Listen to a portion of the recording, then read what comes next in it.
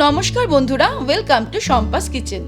আজকে নিয়ে এসেছি নববর্ষ স্পেশাল দুর্দান্ত স্বাদের নিরামিষ বেঙ্গলি রেসিপি মোচার পাতুরি। এই মোচার পাতুরি এতটাই সুস্বাদু যে যে কোনো স্পেশাল ডেকে আরও স্পেশাল করে তুলবে। আর তা যদি বছরের প্রথম দিন হয় তাহলে তো আরও ভালো। একবার ট্রাই করলেই বারবার তৈরি করার আবদার আসবে। তাহলে চলুন চটপট শুরু করি। সবার প্রথমে একটা কড়াইয়ের মধ্যে নিয়ে নেব বেশ কিছুটা পরিমাণে জল। তারপর হাই ফ্লেমে এটাকে গরম করতে শুরু করব। জলের মধ্যে দিয়ে দিচ্ছি কুচিয়ে রাখা মোচা। আমি এই মোচাটা কোচানো অবস্থাতেই বাজার থেকে কিনে নিয়েছি। 300 গ্রাম কুচানো মোচা দিয়ে দিলাম। মোচাটা সিদ্ধ করে নেব। আর সিদ্ধ করার সময় এর মধ্যে দিয়ে দেব 1/4 টিস্পুন হলুদ গুঁড়ো, আর দিয়ে দিচ্ছি 1/2 টিস্পুন পরিমাণে নুন। ভালো করে মিক্স করে নেব। তারপরে ফ্লেমটাকে মিডিয়াম টু হাইতে করে ঢাকা দিয়ে এটাকে 10-12 মিনিটের জন্য সিদ্ধ করে নেব। তারপর ফিরে আসছি। মোচাটা সিদ্ধ হয়ে গেছে, আমি ওভেনটাকে অফ করে দিলাম। মোচা সিদ্ধ করে নেওয়ার পর এবারে জলটাকে ঝরিয়ে নিতে হবে। তারপরে ফিরে আসছি। এদিকে 50 গ্রাম ছোলার ডাল আমি 2 ঘন্টা জলে ভিজিয়ে রেখেছিলাম। এগুলো জল থেকে ছেঁকে নিয়ে একটা মিক্সির জারের মধ্যে নিয়ে নেব। এর মধ্যে দিয়ে দিচ্ছি 4-5টা কাঁচা লঙ্কা। ঝালটা আপনারা নিজেদের স্বাদ অনুসারে দেবেন। তারপরে মিক্সির জারে ঢাকনা বন্ধ করে যতটা সম্ভব কম জল ব্যবহার করে একটা মিহি পেস্ট তৈরি করে নেব। এবারে একটা বড় সাইজের বোল নিয়ে নিয়েছি। এর মধ্যে নিয়ে নেব সিদ্ধ করে নেওয়া মোচা। দিয়ে দিচ্ছি 1 কাপ পরিমাণে কুড়ানো নারকেল। কিশমিশ দিয়ে দেব 1 মুঠো বা 1/4 কাপ। আদা বাটা দিয়ে দিচ্ছি 1 টিস্পুন।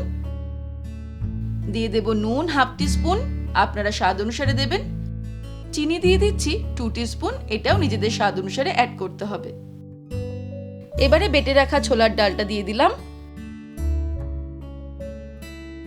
আর দিয়ে দেব 1/3 কাপ পরিমাণে সরষের তেল। তারপর সবকিছুকে ভালো করে মেখে নেব। মাখতে মাখতেই এর মধ্যে অ্যাড করে দিচ্ছি কাসুন্দি। 2 টেবিলস্পুন পরিমাণে কাসুন্দি দিয়ে দিলাম। আবারও সবকিছুকে মেখে নেব। মাখা হয়ে গেলে এটাকে 10 মিনিট রেখে দেব। সেই সময়ে কিছুটা কাজ এগিয়ে নেব। কয়েক টুকরো কলা পাতা আমি এরকম সাইজ করে কেটে নিয়েছি। এগুলো কড়াইতে জলের মধ্যে ভাপিয়ে নেব মিনিট 5। তাতে কলা পাতাগুলো মুড়ে পাতুরিগুলো তৈরি করতে সুবিধা হবে। আপনারা চাইলে গরম চাটুতে সেকেও নিতে পারেন, সেক্ষেত্রে কলা পাতাগুলো নরম হয়ে যাবে। কলা পাতাটা ভাপিয়ে নিয়েছি। এবারে এগুলোকে জল থেকে তুলে একটা প্লেটে নিয়ে নেব। তারপরে চলুন পাতুরিগুলো তৈরি করে নিই। এবারে একটা কলা পাতার টুকরো নিয়ে নিয়েছি। তারপরে মোচার মিশ্রণটাকে আরেকবার ভালো করে নেড়েচেড়ে নেব।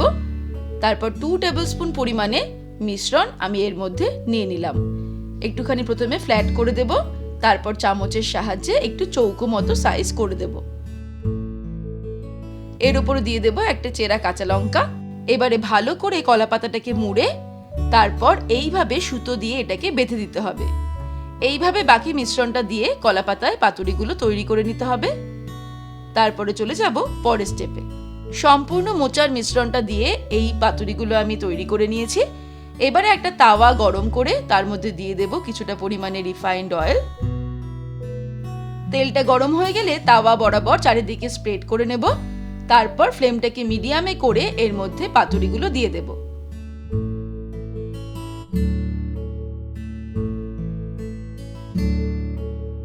মিডিয়াম ফ্লেমে রেখে পাতুরিগুলোকে উল্টে পাল্টে ভালো করে ফ্রাই করে নিতে হবে।